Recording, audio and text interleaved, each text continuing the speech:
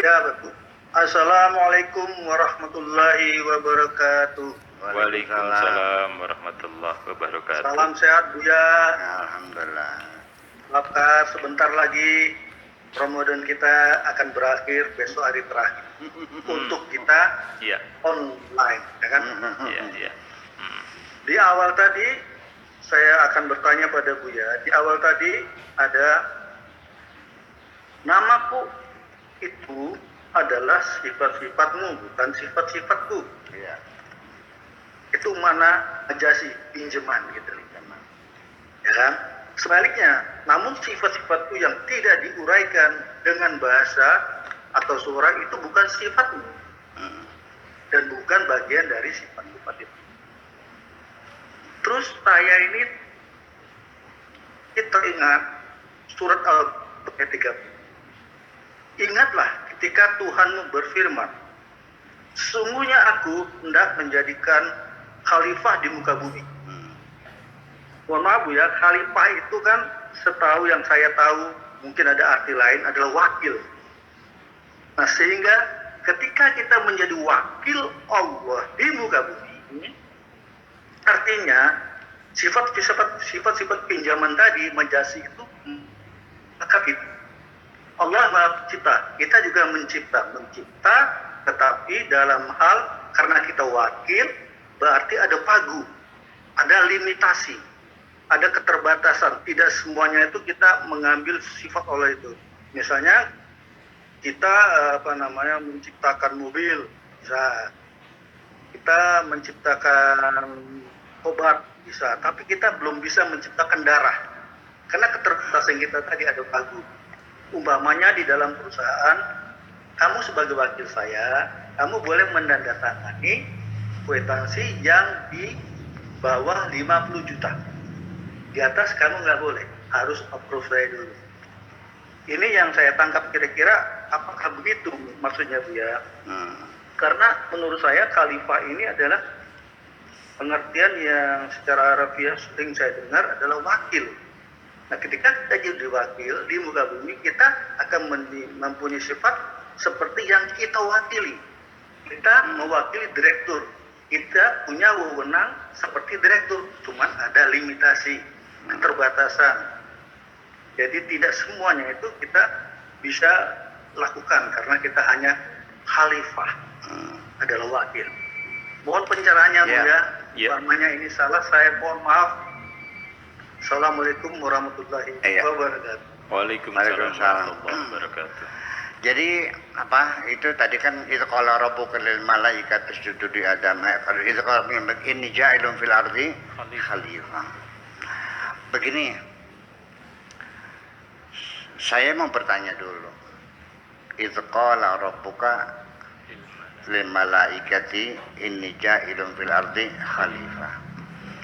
Ketika Tuhanmu berbicara kepada malaikat bahwa aku akan mengangkat seorang khalifah,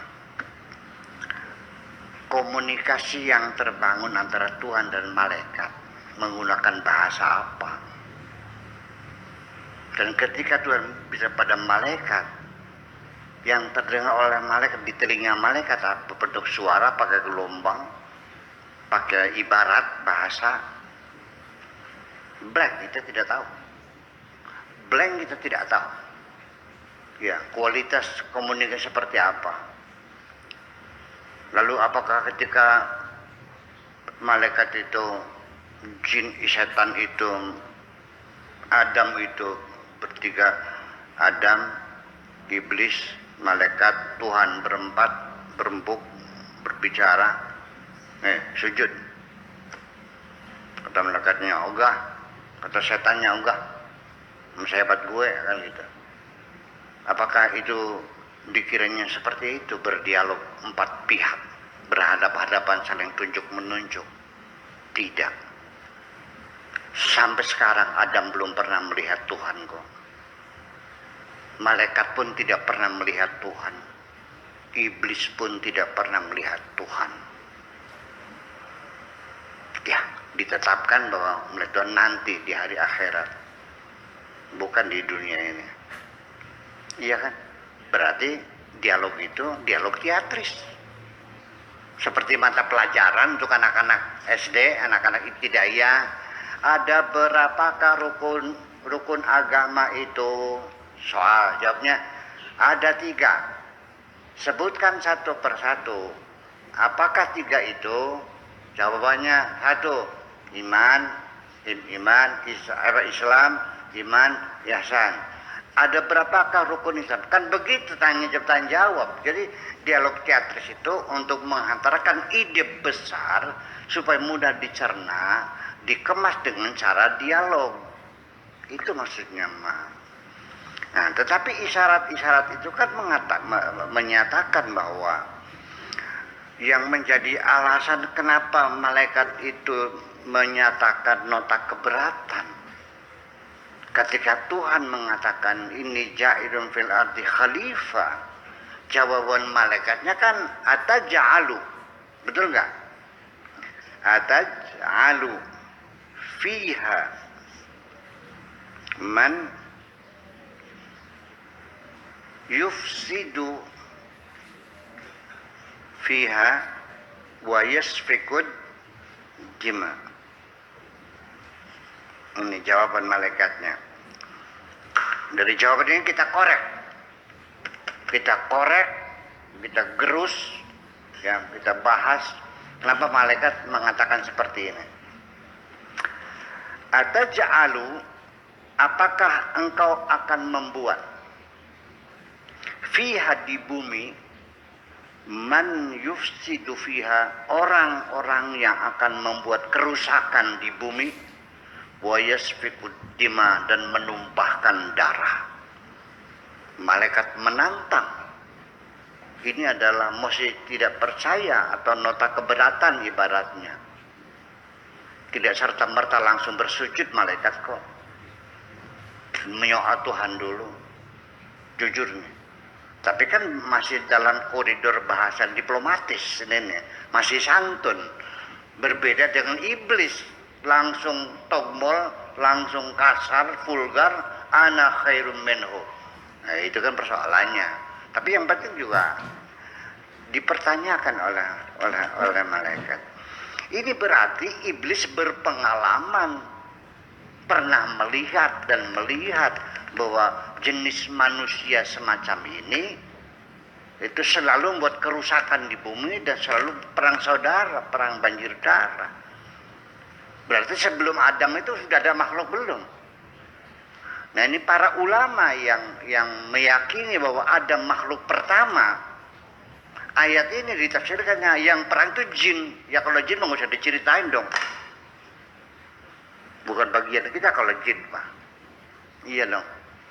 Nah, itulah makanya sehingga dari sini kita mengambil kesimpulan makna khalifah itu apa. Nah, ini dari kata kho, lam, dan fa.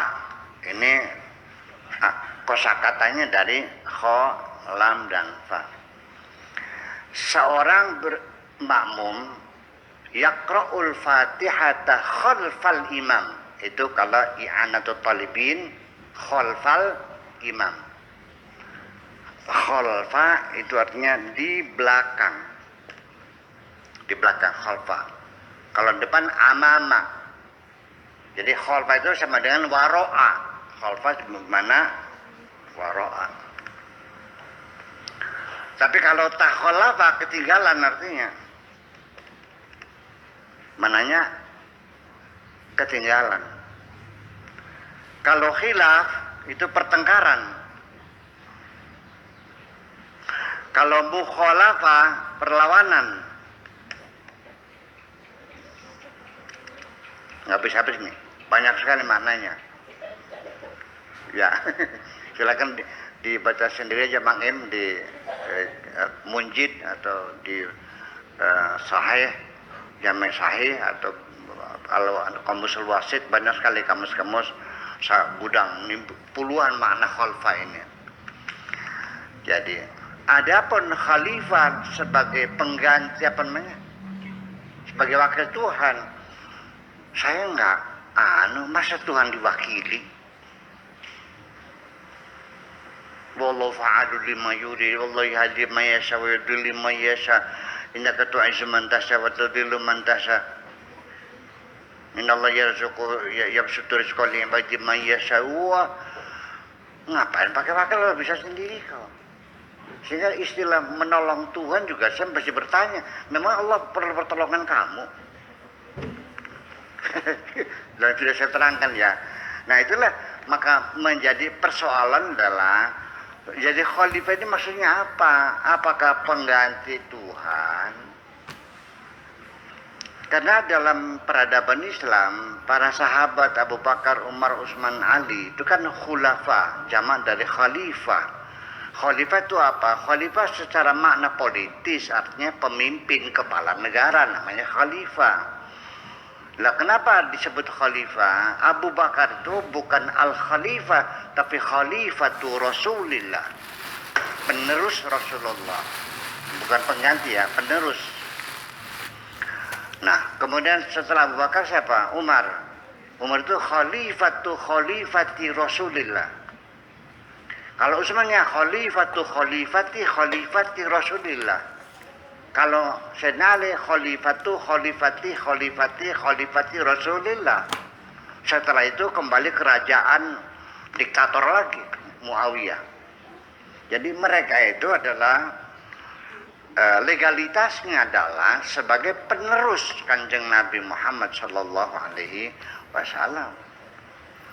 Jadi nuansa kekuasaannya masih belum menonjol sebagai raja kayak sebagai khalifah ya, karena dia sifatnya meneruskan Kanjeng Nabi.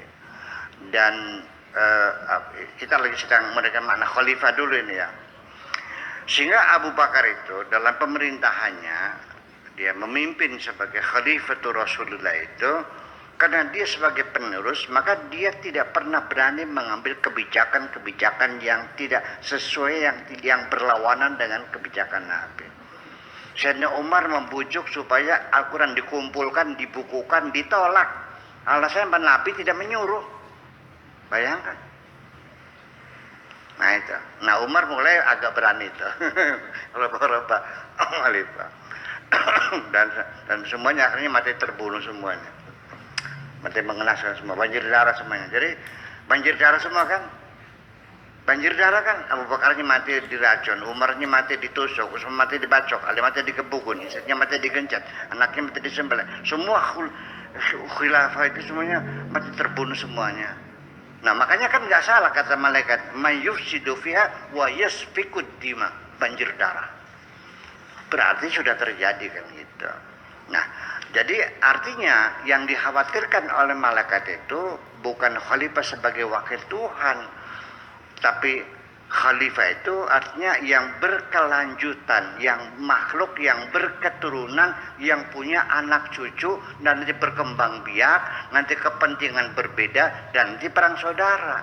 Itu pengertiannya. Jadi bukan berarti malaikat itu tidak mau bersujud kepada wakil Tuhan, tapi kepada makhluk Tuhan yang berketurunan, nantinya punya anak, punya cucu, dan nantinya berkembang biak menjadi komunitas-komunitas yang berbeda-beda, kepentingannya berlawanan, lalu perang saudara. Itu yang dimaksudkan. Makanya malaikat mengatakan setelah atja'alu fiha may yufsidu fiha wa nahnu nusabbihu bihamdika wa nuqaddisu lak. Apa tidak cukup kami saja yang selalu bertasbih setiap hari? Nah, di situ Allah marahlah nampaknya. Qala inni a'lamu ma la ta'lamun. Aku yang tahu malaikat, kamu enggak tahu. Kan gitu. Nah, lalu kita lanjutkan lagi. Allah juga sangat bijaksana, maha bijaksana. Ya, penasaran malaikat itu dijawab dengan cara Nabi Adam dicerdaskan, dididik dulu. Wa 'allama Adamal asma'a kullaha. Ya, Allah ngasih ilmu pengetahuan sebanyak-banyaknya kepada Nabi Adam. Setelah cerdas, setelah selesai S3, profesor doktor gitu umpamanya. Lalu dipertemukan dengan para malaikat. Ayo sok malaikat ini buktikan kamu nggak paham. Ambiuni bi asma'iha ulai in kuntum shadiqin. Coba malaikat, apa ini apa ini? Ternyata mereka nggak bisa. Qalu subhanaka la ilma lana illa ma 'allamtana. Ya Tuhan, kami nggak tahu kecuali Engkau kasih tahu. Nah, ternyata kan kalah. Pertandingan intelektualitas Adam jauh lebih tinggi. Nah, itu persoalannya. Nah, setelah sadar, oh ternyata yang Allah maksudkan adalah berbeda. Jadi bukan khalifah sebagai wakil Tuhan, tapi khalifah sebagai mahallu tajalli bagi Tuhan. Sebagai tempat penampilan kehebatan Tuhan dalam bentuk replika yang kecil itu. Baru dia paham fasajadu. Setelah malaikat tahu Adam punya kelebihan yang luar biasa, dia mengakui, dia bersujud. Tapi dasar iblis itu orang wataknya sombong. Orang sombong itu tidak pernah mengakui kelebihan orang lain. Pak Julius, orang sombong itu tidak pernah mengakui kelebihan. Sekalipun begitu pinternya Adam, tetap dia mengatakan ana khairum minhu. Betul nggak? Orang sombong, ada orang nyumbang 10.000, buruh tani nyumbang 10.000, besar nggak? Dihinakan dah 10.000, beli apa? Beli cendol. Jadi gimana lagi? Ya, sekalipun dia kiai, ahli ibadah, sombong dengan ibadahnya kok. Menghinakan orang tani di gunung untuk ambil air wudhu, bawa ember turun ke gunung buat wudhu. Dengan susah payah naik ke atas untuk wudhu. Kan hebat. Iya. Hanya karena menyebutkan nama Tuhannya Allah, dihinakan. Iya, hebat kok. Jadi artinya bahwa pada akhirnya kesimpulan terakhir bahwa sama-sama baik iblis maupun malaikat pada tahapan awal perintah atas bersujud kepada khalifah itu sendiri tidak dipahami oleh mereka, bahwa di dalam diri Adam ada roh Tuhan. Wa idza sawaitu wa nafakhtu fihi min ruhi, nggak tahu. Pak Afkar, mau nggak saya kasih kotoran kambing, telepong wedus, mau nggak? Nggak mau kan? Mangim saya kasih kotoran kambing, mau nggak? Nggak mau. Tapi Pak Edi tahu di dalam kotoran kambing itu ada berlian. Pak Edi mau nggak? Mau. Kenapa? Karena dia tahu ada berliannya. Jadi baik iblis maupun setan, di dalam diri manusia ada berlian dari Tuhan yang tidak diketahui. Itulah makanya mereka enggan. Termasuk manusianya sendiri yang di dalamnya ada berlian Tuhan itu juga tidak paham. Dia merasa bangga seperti jagoan orang sakti karena punya peliharaan jin gorong-gorong. Iya, punya wewe gombel. Jin gorong-gorong itu kan gembelnya jin. Yang tidak bisa apa-apa, hanya minta makan aja sehari-hari. Kecuali kalau raja jinnya ya. Nah, iya, dia bisa ngambilin emas segala macam. Itu mah gorong-gorong tukang makan aja. Tetapi bagi saya sekalipun raja jin, sekalipun raja-raja iblis yang besar, nggak ada urusan. Nyong saya ini jenderal. Malaikat-malaikat itu adalah makhluk Allah yang disuruh bersujud kepada kita. Jadi yang jadi jenderal siapa? Malaikat itu kan kopral. Pak Yulis kan jenderal, disuruh bersujud kepada kita. Kok kenapa merasa bangga ketemu dengan malaikat? Masa jenderal bahagia ketemu sama kopral? Ya kopral yang seneng dong. Nah itu makanya kesimpulan terakhir ketika Pak Julius itu sedang sholat khusyuk kepada Tuhan. Saya kasih tahu aja pengalaman pribadi nih mas, tapi tidak usah dianalogikan, tapi memang pribadi bisa saja. Ketika engkau sholatmu sedang di puncak kekhusyuan tahajud malam, itu banyak malaikat-malaikat jin-jin yang menunggu orang yang sedang sholatnya khusyuk, mereka ikut berjamaah. Maka seringkali ketika kita sholat ini terkonsentrasi, itu seperti ada AC di belakang tuh, terus banyak angin bersiul di situ. Artinya mereka ngantri ingin berjamaah.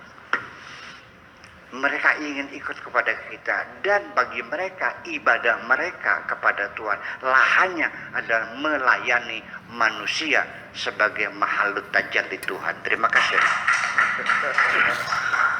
Terima kasih. Demikian